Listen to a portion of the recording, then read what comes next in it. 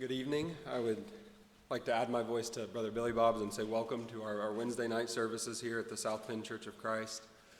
Paul, great job on both your thoughts and your reading. I remember doing exactly what Paul did as a younger kid and can speak firsthand to how important that is. And now I kind of get to see the other side of it. I've got a son, and I'm looking forward to the day whenever he takes up that mantle and begins that journey as well. So great job, Paul. This evening we're going to continue our series of topics that we've been discussing, that we've kind of titled The Hard Sayings of Jesus. Some of these sayings have been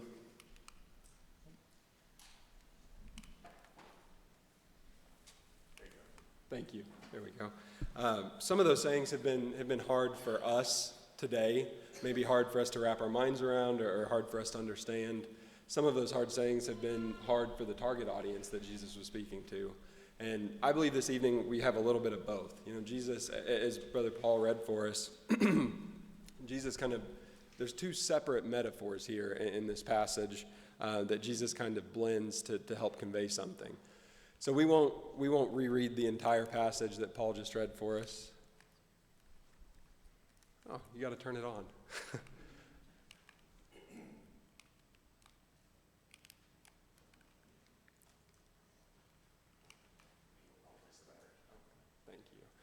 So we won't reread the entire passage that Paul read for us, but as we begin kind of getting into this topic, there were some questions that helped guide my study through this passage, and I think maybe will help guide ours this evening. So first, we know that Jesus often tailored his messages to the audience that he was speaking to, and so first and foremost, I wanted to define and acknowledge who Jesus is speaking to. And hopefully, thank you, Jonathan. Hopefully that will allow us some insight into this passage. And then secondly, we'll look at why this could potentially be a hard saying for us today. Jesus says in verse 7 for the first time, I am the door of the sheep. And then almost immediately in verse 11 says, I am the good shepherd. And so at first reading or at a careless reading of this passage, you could think, does Jesus contradict himself? There are shepherds in the first metaphor, and so is there any contradiction there? And then lastly, we'll look at why this was such a hard saying for the Pharisees for the audience, spoiler alert, for the audience to hear, and why did they react the way that they did? So first and foremost, we'll look at who the audience is. And in order to get a handle on that, I backed up to John chapter 9, which is a passage that most of us are probably familiar with. In the beginning of John chapter 9 there, Jesus is walking around on the Sabbath day and encounters a man who was born blind. He's begged all his life. And Jesus, as he often did, took compassion on him and told him how he could make himself whole. And made some mud and put it over his eyes and told him to go wash.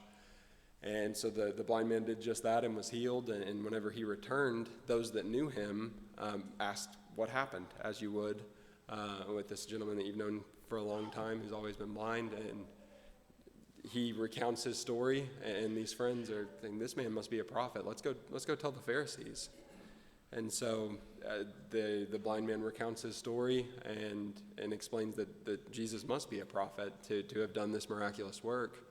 And the Pharisees balk at that. They don't want to accept that, and so they start looking for other explanations. They call on the parents of this blind man to confirm his story.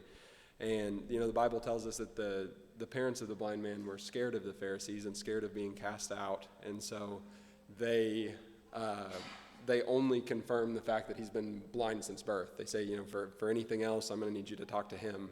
He's grown and can speak for himself. And so the Pharisees call back the blind man and ask him, and he recounts the same story, and even begins antagonizing the Pharisees a little bit and asserting that this man must be a prophet. And eventually the Pharisees are sick of this and cast him out of their presence. And the blind man returns to Jesus and begins worshiping him. And then at the very end of chapter 9, the Pharisees overhear this and approach Jesus and begin speaking with Jesus. So all of that to say, there is a little bit of debate among biblical scholars if the Pharisees in chapter 9 are the same group that Jesus is talking to in chapter 10. I believe that it is the same group, and most of the commentaries that I consulted agreed with that.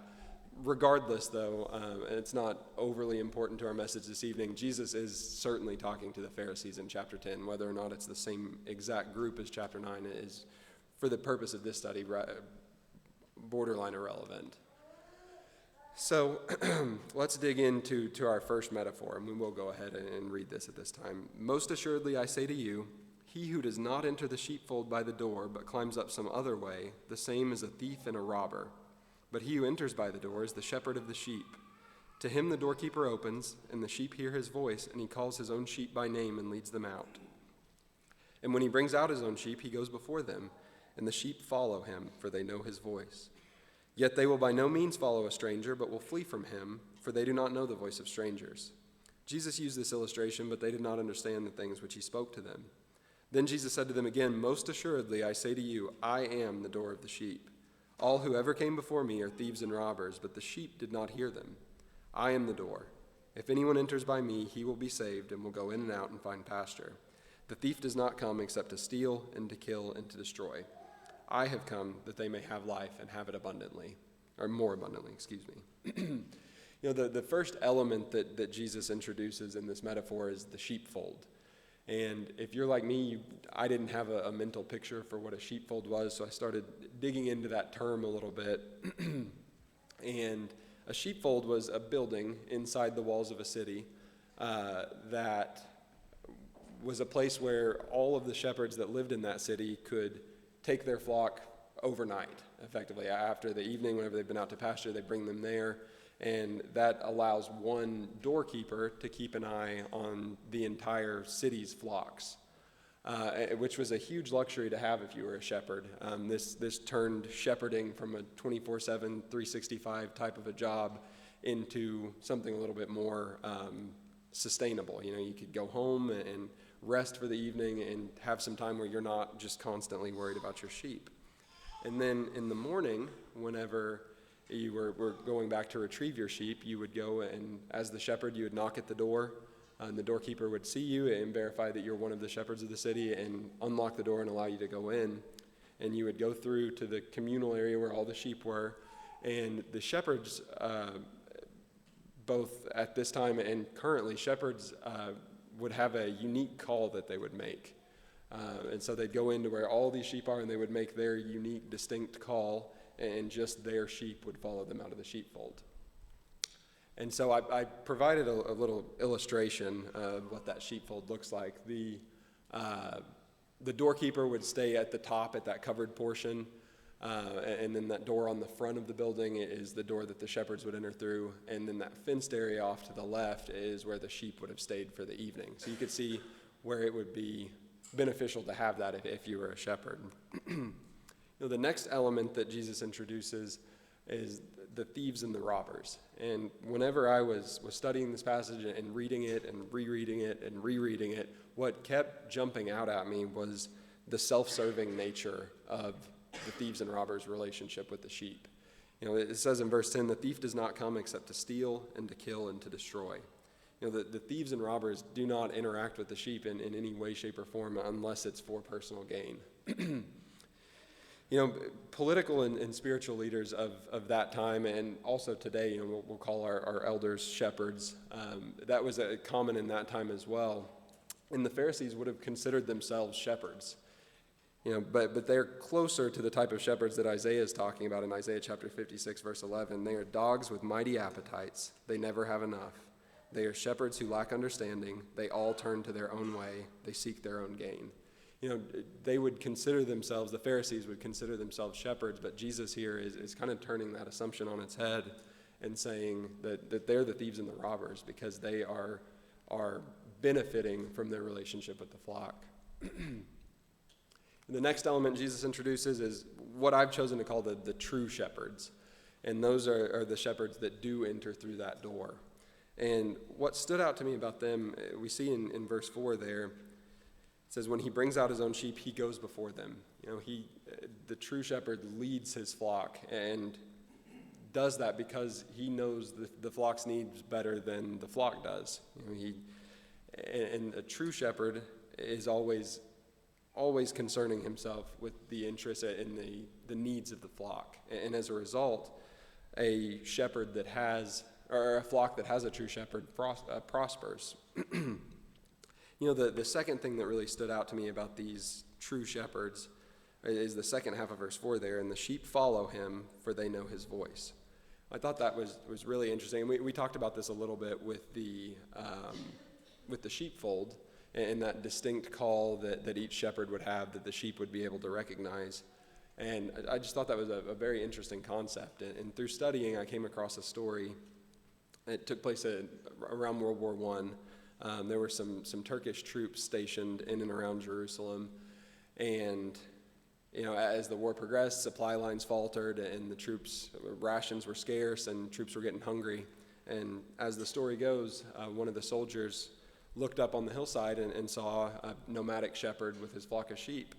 And so the Turkish soldiers kind of conspired amongst themselves. I'm like, a shepherd's not going to be able to do anything to a modern military, and so we're just going to go take those sheep, and we won't be hungry. And so that's exactly what they did, and they were correct about the shepherd. Didn't put up much of a fight. The shepherd just stayed and kind of monitored their progress. And whenever they got far enough away that he felt safe, he yelled his distinctive cry. And as the story goes, not one of his sheep did not return to him. Every single sheep in his flock returned.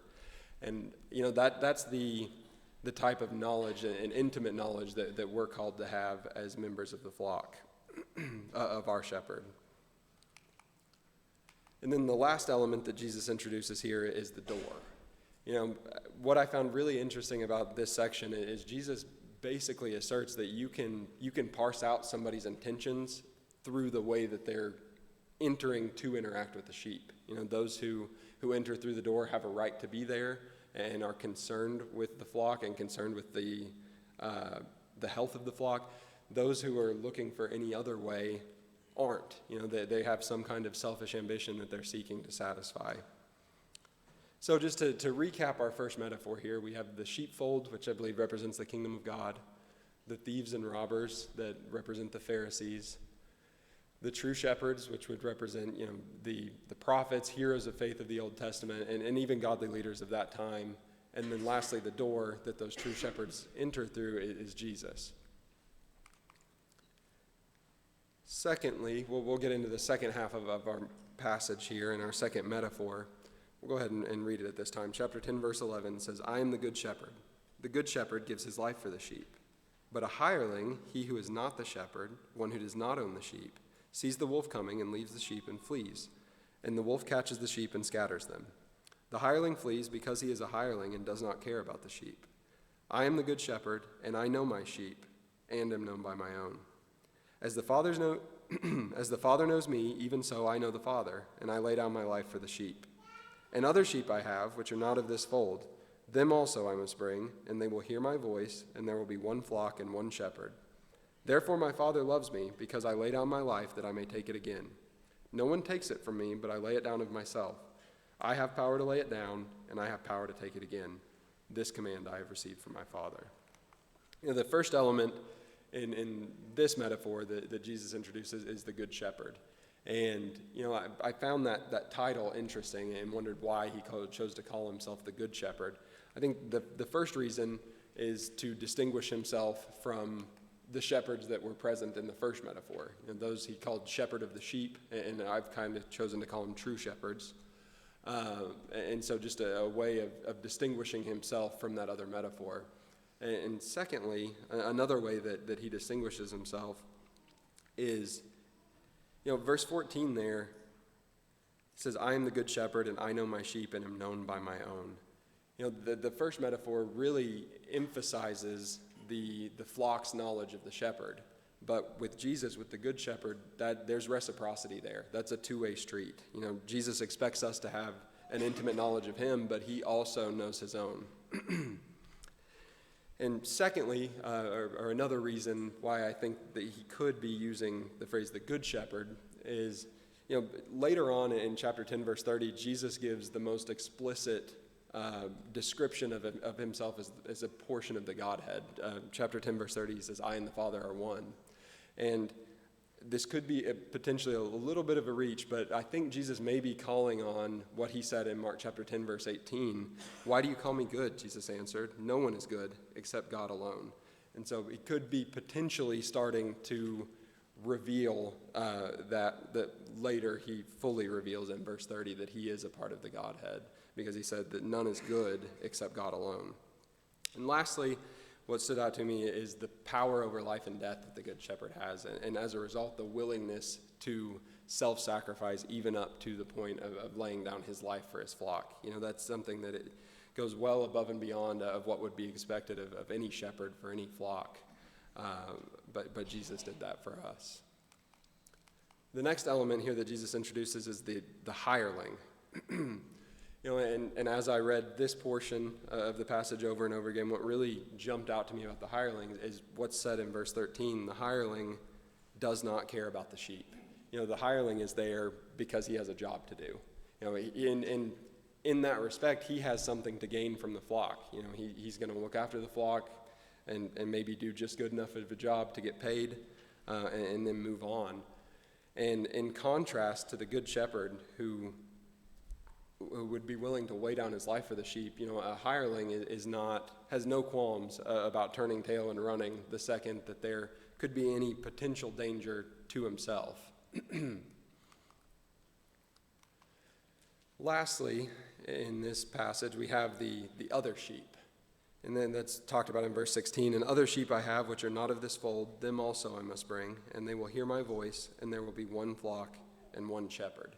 This would have been a difficult thing for any Jew in the first century to hear, because if you look at the Old Testament, historically, shepherd and flock language is primarily reserved for discussing the relationship between God the Father and the nation of Israel. And so here Jesus is challenging that assumption and reasserting that this is no longer going to be a flock that you're born into, or that you have to be a certain nationality or a race to enter. This is going to be a flock that is open to all who are willing to accept Jesus. So as we recap the second metaphor, we have the flock, which represents us as Christians, the Good Shepherd, which Jesus defines as himself, the hireling, which, because of specifically the nature of the relationship with the flock, I believe the hireling is also representing the Pharisees. Both the thieves and the robbers and the hirelings are only interacting with the flock to an extent of some amount of personal gain. And then lastly, we have the other sheep, which are the Gentiles. And so now let's start to look at what I kind of mentioned earlier.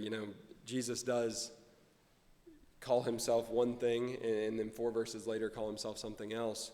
But what I realized as I began studying is that this isn't unique. Jesus uses 7 different I am metaphors throughout the book of John. First, in John chapter 6, verse 35, Jesus said to them, "I am the bread of life. Whoever comes to me shall not hunger, and whoever believes in me shall never thirst." John chapter 8 and verse 12, and Jesus spoke to them, saying, "I am the light of the world. Whoever follows me will not walk in darkness, but will have the light of life." And then we have our 2 in John chapter 10. And then the 5th one is John chapter 11, verse 25. Jesus said to her, "I am the resurrection and the life. He who believes in me, though he may die, he shall live." John chapter 14, verse 6. Jesus said to him, "I am the way and the truth and the life. No one comes to the Father except through me." And then finally in John chapter 15, verse 1, Jesus says, "I am the true vine, and my Father is the vine dresser." So just because Jesus makes these different statements doesn't mean that he's contradicting himself. He's conveying different elements of his nature at different times, and in context, he's speaking to different people in these 5 different passages. But as I had them lined up here, the 2 that we have in John chapter 10 are still the closest tie, both physically in proximity in Scripture, they're the closest, and also the 2 metaphors are pretty well intertwined. And so I wanted to dig a little bit deeper and just see if there was any kind of connection that potentially the Jesus audience would have been able to make between these 2 statements of "I am the door" and "I am the good shepherd." And what I found is that there is a connection that I believe the audience would have been able to make. We've talked a little bit this evening about the life of a shepherd already. shepherding was really hard work. Sheep are notorious for wanting to wander off and find trouble for themselves. And in the wilderness around Jerusalem, there was plenty of trouble to be found. And on top of all that, just to add another layer of difficulty, the ground there wasn't great for grazing and everything. And so if you were a shepherd and you found and identified a good pasture, it makes sense and it'd be advantageous to you to want to keep them there. And so to that end, a lot of these shepherds would carry effectively a temporary fence. If you can think of like a barbed wire fence without barbed wire, just string and sticks basically, that you could kind of form a temporary enclosure with. And the only caveat to that, or the only holdup with that, is it'd be really difficult to travel with a gate of some kind. You start to have hinges and things like that, and it's just a lot more complicated. And so instead of that, they would, if you could imagine a rectangle where three sides are closed, and then that fourth side is almost meeting, but there's a gap there about 2 or 3 feet. And historically, the shepherd would either stand or would lay across that opening to both keep the sheep inside that enclosure as well as to keep any dangers out. And so there was a historical context and situation where the shepherd and the door were synonymous, were one and the same. And I don't think that would be lost on Jesus' target audience there. So we've looked a little bit about why Jesus chose to blend those two metaphors and addressed, is Jesus contradicting himself? And now let's look at why the Pharisees struggled with this as much as they did. And in order to do that, I thought it may be helpful to kind of do our best to put ourselves in the shoes of a first century Pharisee. And, a small disclaimer to this before we start, this is not true of every Pharisee. We know that Nicodemus was a Pharisee, and then later Saul was a Pharisee. They also had the ability to accept Jesus as their Lord and Savior and change. But, like I said, for the sake of this, we'll just assume the average Pharisee. So if you would, imagine yourself as part of God's chosen people. And you're a part of God's chosen people because God has told your ancestors that your family is a member of that people. Your mother and father passed down these stories to you. You celebrate feasts and holidays that memorialize these events. You view being the chosen of God as a birthright that your family has had since well before you were born. And these things, all of these things would be true for any Jew in the first century, but that's not you. You are a member of the religious elite. You're a Pharisee. And as a Pharisee, you are incredibly well versed in both the written history, or the written law and the oral tradition of your people. You wield influence and power over other religious leaders, over your peers, because of your immense popularity with the common man. The Bible describes your group as lovers of money in Luke chapter 16, verse 14, and it's very likely that you're using your influence that you have to line your own pockets. And unfortunately, as a Pharisee, you likely see your increase in material wealth as a sign that God is blessing you. And so you become more entrenched in your ways and more entrenched in the idea that everything that you're doing is correct and in alignment with God's will. Even though you're among the most familiar with Scripture, you cannot rectify the actions of Jesus with the prophecy of the coming Messiah, primarily because you don't want to. You have way too much to lose politically, socially, economically from the Messiah coming right now. I believe Paul is talking about a similar situation in 2 Corinthians chapter 4, verse 4, where he says, "In their case, the God of this world has blinded the minds of the unbelievers to keep them from seeing the light of the gospel of the glory of Christ, who is the image of God." And as a Pharisee, you would be faced with the same three options that all of mankind has been faced with since Jesus walked the earth. You can join Nicodemus and Saul and call him Lord, or you can call him crazy, and that's what the Pharisees do immediately following our passage in John chapter 10, verse 20. Many of them said, "He has a demon and is insane. Why listen to him?" Or lastly, you could call him a liar, and that's what happens after we talked a little bit about John chapter 10, verse 30, that this is the passage that immediately follows. It says the Jews picked up stones again to stone him. So as we begin to draw our thoughts to a close this evening, and we've looked at who the target audience is that Jesus was speaking to, we've discussed and tried to outline why Jesus chose these two metaphors to blend, and hopefully illustrated some of the context around that and the fact that Jesus' audience would have been able to understand that. And then lastly, we looked at why the Pharisees had such a problem with this message. This evening, if you find yourself outside of the flock of the Good Shepherd and you would like to join that flock, the baptistry is ready. People who are willing and able to help you, to accept your confession and to facilitate that. Or if you're already in the sheepfold and you can hear the thieves and robbers outside and need prayers of strength, prayers of encouragement, if there's one in either case, we ask that you would please come forward and have a seat on the front while we stand and sing the song that's been selected.